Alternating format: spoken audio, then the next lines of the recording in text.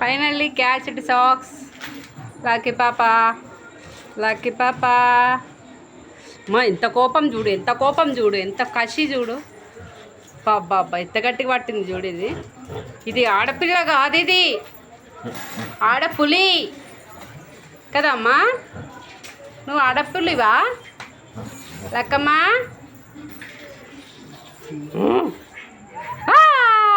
దొరికించుకుంది, పోయింది దొంగ.